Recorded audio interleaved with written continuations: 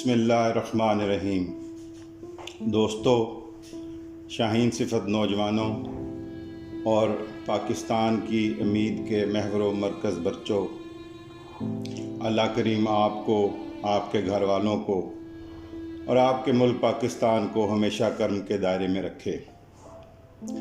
بات کچھ یوں ہے کہ سر جی کی باتوں کے حوالے سے یہ جو ہم ویڈیو ریکارڈ کرواتے ہیں، میں تو یہاں پر بیٹھ کر کچھ باتیں کر دیتا ہوں، لیکن اس میں پیچھے اصل محنت ایک بڑے ینگ اور انرجیٹک نوجوان کی ہوتی ہے، جو کہ اس وقت کیمرے کے پیچھے کھڑے مسکرا رہے ہیں۔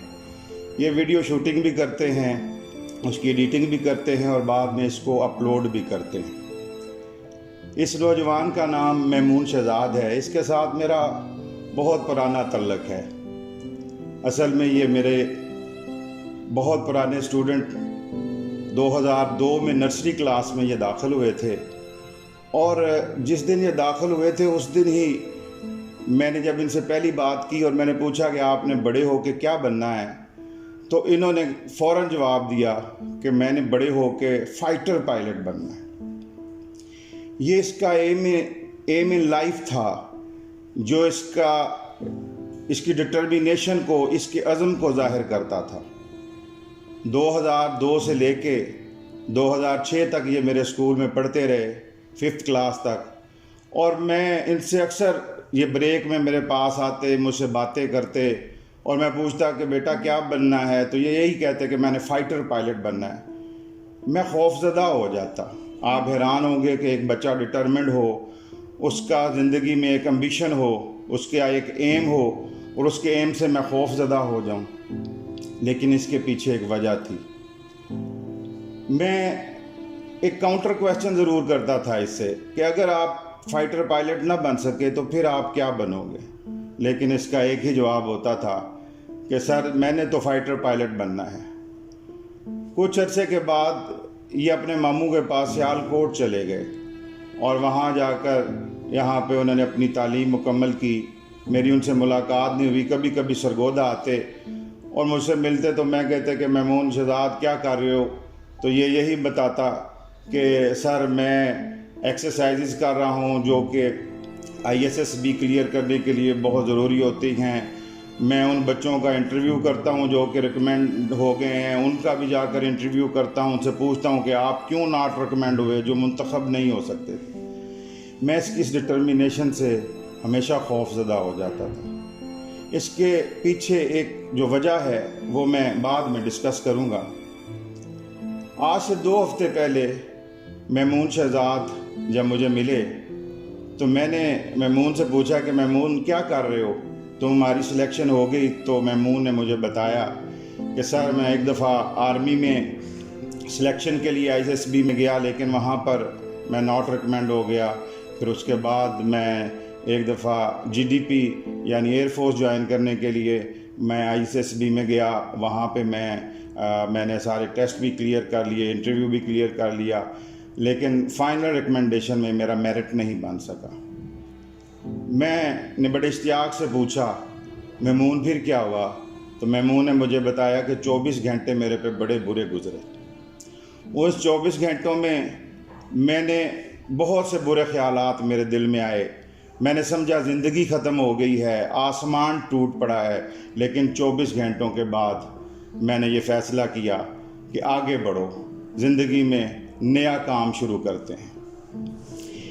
میں جو خوف زدہ ہوتا تھا اس کے بچپن میں، جب یہ نرسری کلاس میں 1 کلاس میں 2 کلاس میں مجھے بتاتا تھا کہ فائٹر پائلٹ بننا ہے، تو اس کی وجہ یہی میک اور بریک کا لمحہ ہوتا تھا۔ اس لمحے میں ہمارے بچے اگر ان کو پراپر گائیڈنس نہ ملے، ان کو زندگی میں کوئی سرجی نہ ملے، ان کے ماں باپ کی دعائیں ساتھ شامل نہ ہوں، تو پھر ایسے لمحوں میں بچے ٹوٹ جاتے ہیں، ان کی پرسنالٹی، ان کی شخصیت تباہ ہو جاتی ہے، اور بڑے دکھ کی بات ہے کہ کچھ بچے سوسائڈ کر لیتے ہیں۔ میں اس وجہ سے خوف زدہ تھا۔ میں فہیم کی وجہ سے خوف زدہ تھا، میرا ایک اسٹوڈنٹ جو کہ ایک ایسی ہی سچویشن سے گزرا اور پھر اس نے سوسائڈ کر لی۔ میں بہزاد کی وجہ سے خوف زدہ تھا، میرے ایک اسٹوڈنٹ نے، بہزاد نے خودکشی کر لی تھی۔ مجھے اپنے تمام اسٹوڈنٹ بہت پیارے ہیں، لیکن جتنی محبت میں نے بہزاد سے کی، جتنی بہزاد نے محبت مجھ سے کی، اس کی سوسائڈ کا دکھ مجھے آج تک نہیں بھولا۔ ایسا ہی میں چاہتا تھا کہ میمون اور میرے پاکستان کے جتنے بچے ہیں اس میک اور بریک کے لمحے میں یہ آسانی سے گزر جائیں، اپنی شخصیت کو استوار رکھیں اور زندگی میں آگے بڑھ جائیں۔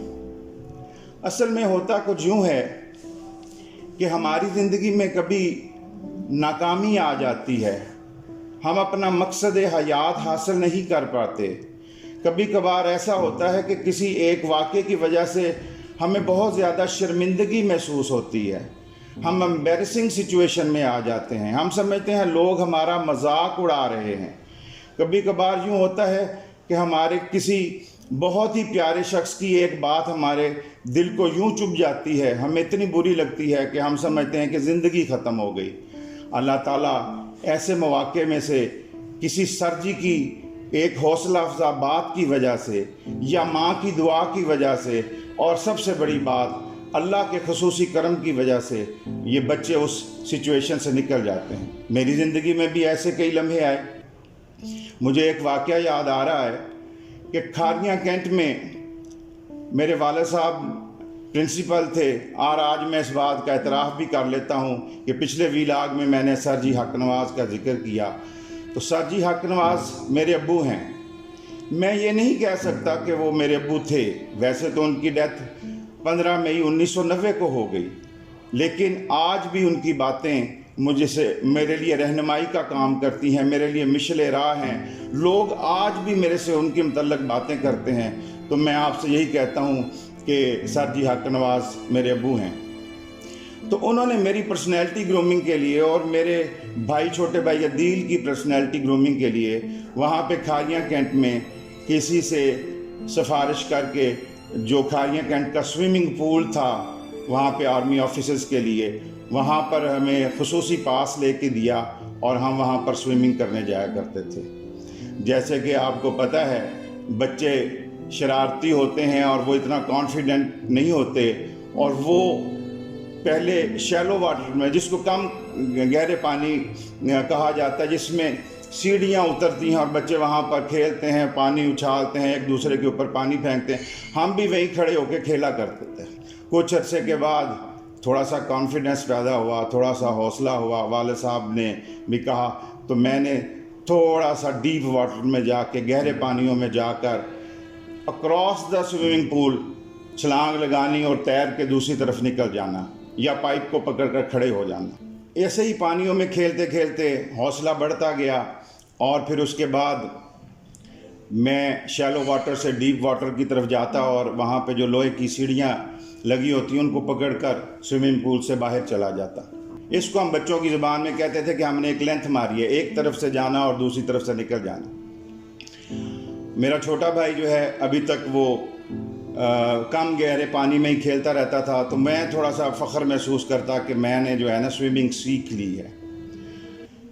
ایسے ہی لینتھیں مارتے مارتے، سنگل لینتھ کہتے تھے، مارتے مارتے ایک دن میں نے سوچا کہ لڑکے جاتے ہیں اور وہاں پہ جو ڈیپ واٹر ہے وہاں پہ ہاتھ لگا کر واپس آتے ہیں، تو میں بھی آج ایسا ہی کرتا ہوں۔ میں ڈیپ واٹر کی طرف گیا، دیوار کو ہاتھ لگایا، اور پھر اس کے بعد میں جب واپس آیا تو میرا سٹیمنا جواب دے گیا۔ مجھے ایسے محسوس ہو رہا تھا کہ شاید میں تھوڑا سا تھک گیا ہوں۔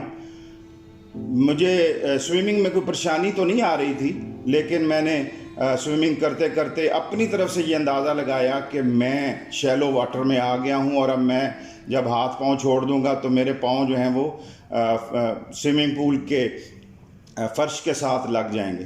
تو میں نے بڑے آرام کے ساتھ، اطمینان کے ساتھ سوئمنگ کرنا چھوڑ دی، ہاتھ پاؤں جو ہے وہ چلانے چھوڑ دیے۔ تو آپ کو یہاں مزے کی بات بتاتا چلوں کہ ایک گڑپ کی آواز آئی اور میرا سر جو ہے وہ پانی سے نیچے چلا گیا۔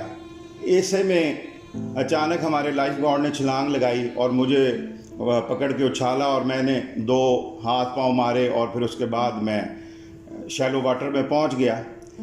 اب سارے جو آواز مجھے سب سے زیادہ تنگ کر رہی تھی، جتنے سوئمنگ پول میں بچے تھے وہ کہہ رہے تھے کہ جی رحیل ڈوب گیا، رحیل ڈوب گیا. میرے لیے یہ بڑی امبیرسنگ سچویشن ہو گئی تھی. میں ان کو بتانا چاہ رہا تھا کہ میں ڈوبا نہیں، مجھ سے اندازے کی غلطی ہو گئی ہے. میں تو یہ سمجھا تھا کہ میں کم گہرے پانی میں آ گیا ہوں، میرا پاؤں نیچے جو ہے وہ فرش پہ لگ جائے گا. لیکن وہ مسلسل اسی بات کا شور کر رہے تھے کہ رحیل ڈوب گیا، تم ڈوب رہے تھے. ایسے وقت میں میرے سر جی وہاں پہ میرے پاس آئے اور انہوں نے کہا کہ رحیل ادھر آؤ، میری بات سنو. سر جی حق نواز نے مجھے کہا سانس لو. میں نے سانس لی. انہوں نے پوچھا کیا ہوا؟ میں نے کہا ایسے ہوا. انہوں نے کہا اچھا دوبارہ ڈی واٹر کی طرف منہ کرو اور ابھی جاؤ اور جا کے ایک لینتھ مار کے آؤ. میں نے کہا میں کل کروں گا. لیکن سر جی حق نواز تھے، انہوں نے کہا کہ نہیں، تم نے ابھی جانا ہے اور تم نے وہاں پہ جو سیڑھیاں ہیں ان کو پکڑ کے باہر چلے جانا، واپس مت آنا. میں نے ان کی بات کو سنا اور پھر جب ان کو دیکھا تو انہوں نے کہا کہ میں تمہارے ساتھ ہوں. میں اسی وقت دوبارہ جو ہے میں نے ڈیپ واٹر کی طرف رخ کیا اور بڑے آرام سے تیرتا ہوا سیڑھیاں چڑھ کر سوئمنگ پول سے باہر چلا گیا.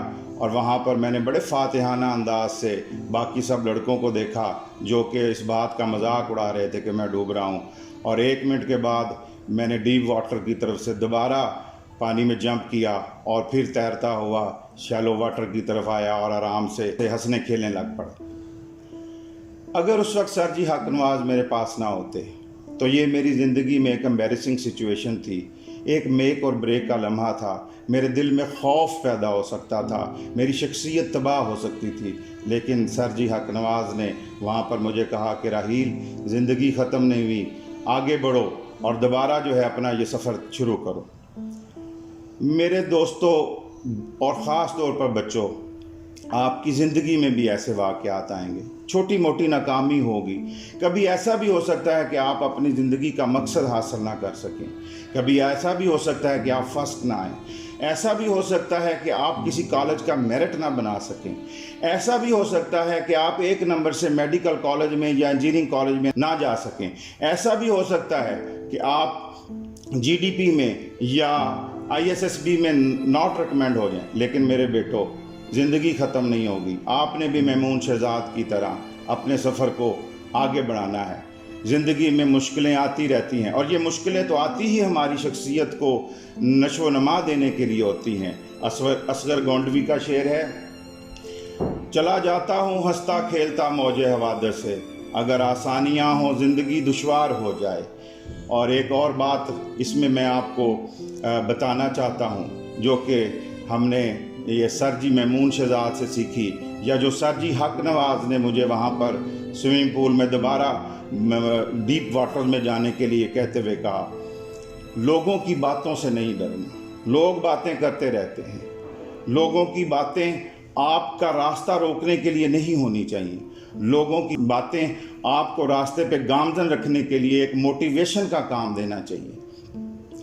ہمارے جھنگ کے ایک شاعر ہیں عباس تابش، وہ بھی سر جی ہیں. ان کا ایک شعر تھا، سانسیں تیری مہکار سے پر ہیں تو مجھے کیا، سانسیں تیری مہکار سے پر ہیں تو مجھے کیا، میں آج تلک اپنی ہی سانسوں پہ جیا ہوں. پیارے بچوں، اگر آپ اپنے موٹر سائیکل پہ انجوائے کر رہے ہیں تو کوئی پجیروں پہ جا رہا ہے تو اس سے آپ کو کوئی فرق نہیں پڑنا چاہیے. آپ کو اپنی زندگی کا لطف لینا چاہیے. اس دعا کے ساتھ اللہ تعالیٰ آپ کو بھی مشکلوں میں سے کسی ماں کی دعا کی وجہ سے، کسی سر جی کی حوصلہ افزائی کی وجہ سے ہمیشہ مشکلوں سے نکال دے، اور اللہ تعالیٰ آپ کی زندگی پر رحمتوں، برکتوں، وسعتوں کا نزول کرے، اور یہ نعرہ پاکستان میں ہمیشہ گونجتا رہے. پاکستان زندہ باد.